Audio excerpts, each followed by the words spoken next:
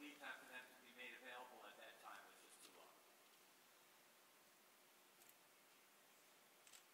If in fact this storm did not meet the threshold to activate a snow emergency, under what circumstance would you activate a snow emergency and or state of emergency?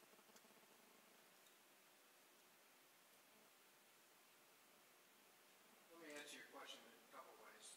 First, we acknowledge that a declaration of an emergency would have been a helpful and constructive catalytic event that would have improved the response in this storm.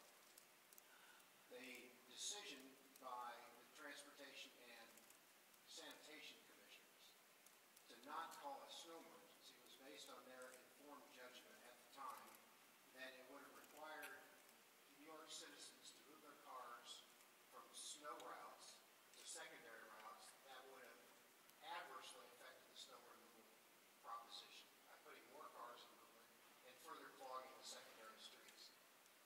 Our evaluation since that time, in response to, you've actually made, as I interpret it, two related questions. And the second I would answer, I think, as follows, which is that we need to consider